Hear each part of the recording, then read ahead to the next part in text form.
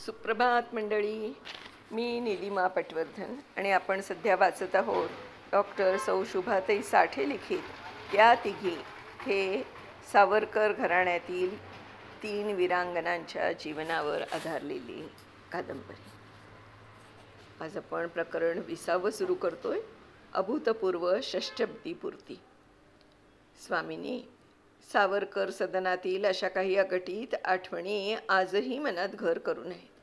तात्या भाऊजींचा षष्टब्दीपूर्ती निमित्त सत्कार ही अशीच एक आठवण. अनेक हाल अपेष्टा आणि कष्ट सोसून भाऊजींनी वयाची 60 वर्ष पूर्ण केली होती. त्यांच्या अनुयायांना अतिशय आनंद वाटत होता आणि त्यांना तो साजराही करावासा वाटत होता. एक दिवस पुण्याहून काही तरुण मंडळी आली आणि त्यांनी भाऊजींसमोर हा सत्काराचा प्रस्ताव ठेवला. या सुमारास मोठ्या भाऊजींच्या तब्येतीच्या तक्रारी फारच वाढल्या होत्या. त्यामुळे त्यांच्या सेवेसाठी मी कधी जमखिंडी, तर कधी मुंबई, तर कधी सांगली अशी फिरत होते. पण आता भाऊजींचा एवढा मोठा सत्कार होतोय म्हटल्यावर मोठ्या भाऊजींना तरी कुठं राहवतंय. आपल्या लाडक्या तात्याचं कोड कौतुक त्यांनाही डोळे भरून पाहायचं होतं. खरं तर मधल्याबाईंनाही हा सोहळा डोळे भरून पाहायचा होता, पण मनातली ही इच्छा तात्या भाऊजींजवळ बोलून दाखवायलाही त्या घाबरत होत्या. कारण आजपर्यंत भाऊजींनी कधीच कुठल्या सार्वजनिक सभा संमेलनांना, या कार्यक्रमांना मुलांना व मधल्याबाईंना नेलं नव्हतं. त्यावेळेस आत्ताच्याप्रमाणे राजकीय दौरा म्हणजे पक्षाच्या खर्चानं कुटुंबियांसमवेत केलेला मौज मजेचा प्रवास नव्हता. त्यातून भाऊजी तर अगदी तत्वनिष्ठ. त्यांना ते आवडायचंच नाही. कुणी विचारलं की म्हणायचे, आम्ही लोकमान्यांच्या पठडीतले, आम्ही तोच ध्रुव तारा समजतो. लोकमान्य दौऱ्यावर कधी कुटुंबाला नेत असत का? त्यामुळे मधल्याबाईंनी मनातली इच्छा मनातच ठेवली. पण पुण्याहून सत्कार समितीची जी मंडळी आली होती त्यांनीच भाऊजींसमोर हा विषय काढला. तेव्हा भाऊजी लगेच म्हणाले, अतिशय जिव्हाळ्याचा आग्रह असल्यावर माईला कोण बाजूला ठेवणार? माई येणार आणि व्यासपीठावर आमच्या शेजारीही बसणार. भाऊजींकडून अशी संमती मिळाल्यावर ते तरुण कार्यकर्तेही खुश झाले आणि इकडे मधल्याबाईही आनंदित झाल्या. आता त्यांच्या मनात पुण्याला जाण्याची लगबग सुरू झाली. मला म्हणाल्या, लक्ष्मी, पहिल्यांदा स्वारींचं कोड कौतुक प्रत्यक्ष या डोळ्यांनी पाहणार मी. किती किती आनंद झालाय म्हणून सांगू. माई, याआधीही बरेचदा तुम्हाला भाऊजींबरोबर जावंसं वाटायचं ना? हो ग, पण स्वारींनी कधी नेलं नाही. चलणार का असंही कधी विचारलं देखील नाही. रत्नागिरीला असताना मी स्त्रियांच्या हळदी कुंकू समारंभात आणि सहभोजन कार्यक्रमात जायचे तेवढंच. स्वारींच्या वक्तृत्वाविषयी खूप ऐकलंय. वाटतं इतर सगळ्या लोकांचे कान स्वारींचं वक्तृत्व ऐकून तृप्त होतात. आपण घरातले असून. आणि तुला सांगते लक्ष्मी, स्वारींचा हा वक्तृत्व गुण आत्ताचा नाही. अगदी शालेय वयात, त्यानंतर पुण्याला महाविद्यालयीन जीवनात आणि लंडनला गेल्यावर देखील अनेक जण स्वारींच्या वक्तृत्वानं भारावून गेले. हो ना माई, मी पण मोठ्या भाऊजींकडून प्रत्यक्ष यांच्याकडून भाऊजींच्या वक्तृत्वाचं खूप कौतुक ऐकलंय. मलाही वाटायचं एखाद वेळी आपणही या प्रचंड प्रपाताचा अनुभव घ्यावा. आता तो योग आलाय असं दिसतंय. लक्ष्मी, अगं, स्वारींच्या वक्तृत्वात राजकारणाचं सूक्ष्म अद्ययावत ज्ञान आणि राष्ट्रहिताची आत्यंतिक तळमळ तर असतेच. पण मोठ्याबाई सांगायच्या की बोलताना स्वारींच्या आवाजाला वेगळीच धार चढते. शिवाय मुद्रेचा आविष्कार, हावभाव यामुळेही श्रोते मंत्रमुग्ध होतात. अगं बाई, मोठ्याबाईंनी भाऊजींचं वक्तृत्व कधी ऐकलं? शालेय वयात असताना स्वारींनी वक्तृत्व स्पर्धेत अव्वल क्रमांक पटकावला होता. तेव्हा मोठ्या भाऊजींनी मोठ्याबाईंना असं सांगितलं होतं म्हणे. अगं बाई, हो का? माई, खरंच आपण भाग्यवान आहोत नाही? हो ग. बरं लक्ष्मी, मला सांग, मी कुठच्या रंगाचं पातळ नेसू? आणि हो, स्वारींची अंदमानातून सुटका होऊन घरी आगमन झालं त्या दिवशी तू माझ्या गळ्यात घातलेली हिराकंठी माळ घालू का? स्वारींचं तर अशा गोष्टींकडे फारसं लक्षच नसतं. पण मलाच असं वाटतं की स्वारींसमोर अगदीच गबाळी आणि गावंढळ दिसायला नको मी. स्वारींचा पोशाख तर तुला माहितीच आहे. पांढरा शर्ट, पांढरा कोट आणि पांढरी स्विजार आणि पांढरे स्वच्छ तलम धोतर आणि पांढरा स्वच्छ शर्ट. वर काळी टोपी. त्यांच्या शेजारी खुर्चीत बसायचं म्हणजे मी जरा, माई तुम्ही अगदी व्यवस्थितच राहता. तुमच्या साधेपणात आणि सोज्वळपणातच तुमचं सौंदर्य आहे. एवढा त्याग करूनही त्याची घमेंड कधीच तुमच्या वागण्या बोलण्यात जाणवत नाही. भाऊजींसमोर संसार करणं आणि प्रत्यक्ष अग्नी आणि तुफानाबरोबर राहण्यासारखंच आहे ते. सोपं नाही आहे काही. अखेर 28 मे 1943चा दिवस उजाडला. हे मी, मुलं, मोठे भाऊजी, माई आम्ही सगळे पुण्याला जायला निघालो. वंस पण मुद्दाम कौतुक बघायला आल्या होत्या. घरातून निघताना मोठे भाऊजी देवघरात नमस्कार करायला गेले. 5-10 मिनटं झाली तरी बाहेर आले नाहीत. बाहेर गाडीत चालक आमची वाट पाहत होता.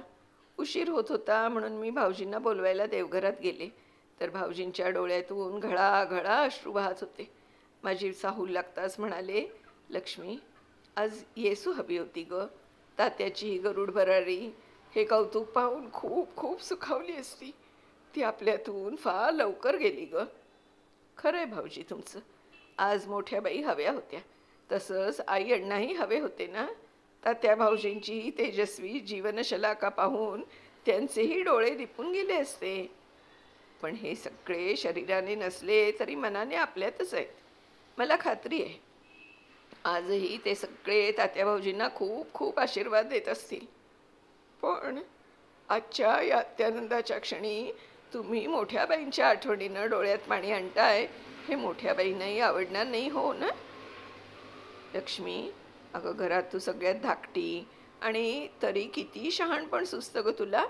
खरं आहे तुझं. माझ्या डोळ्यात अश्रू आलेले येसूला नाही आवडणार. हो ना.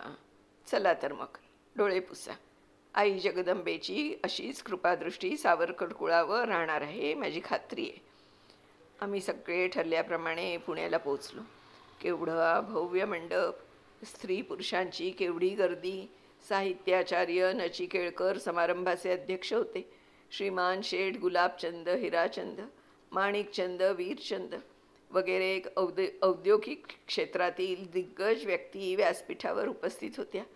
मुख्य म्हणजे आज व्यासपीठावर भाऊजींच्या शेजारी मधल्या बाई बसलेल्या होत्या. मी, हे, वंस, मोठे भाऊजी आम्ही सगळे पहिल्याच रांगेत होतो.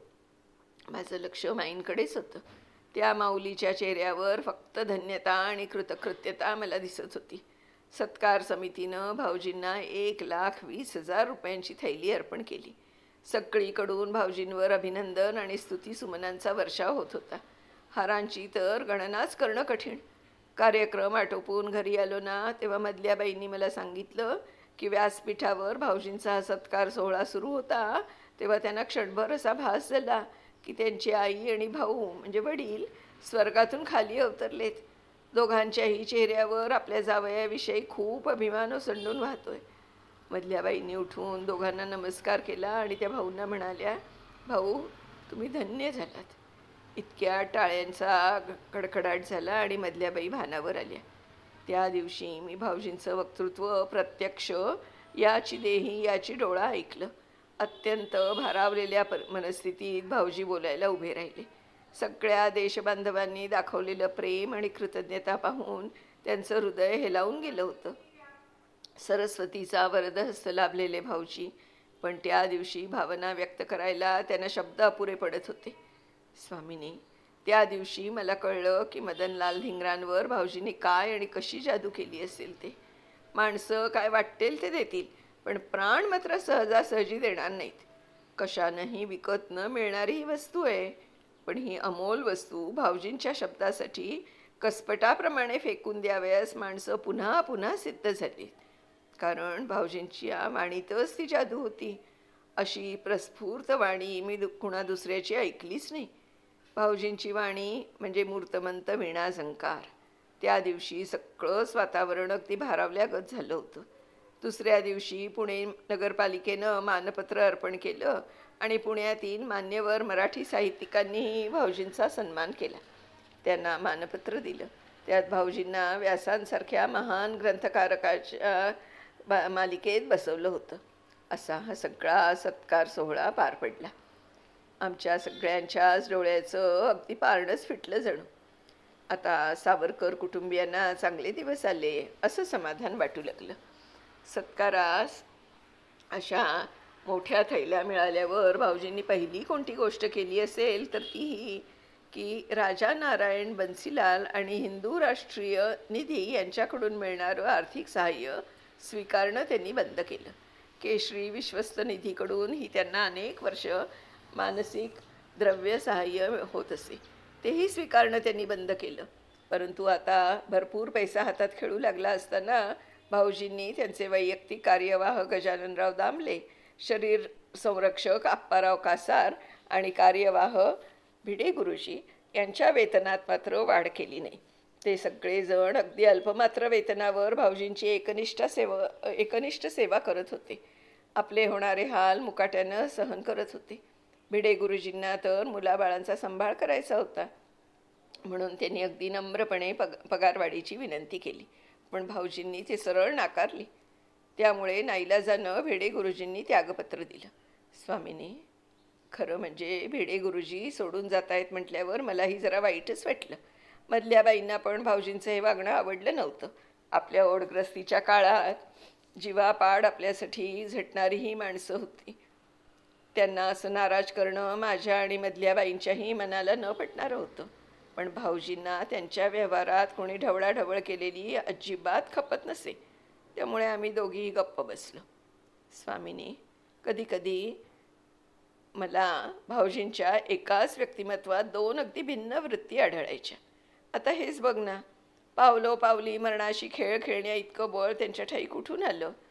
अन्न पाणी वर्ज्य करून प्राणार्पण करणं हे फाशी जाण्यापेक्षा व गोळी खाऊन क्षणार्धात मरण्यापेक्षा फार कठीण आहे. पण तीच गोष्ट भाऊजींनी केली.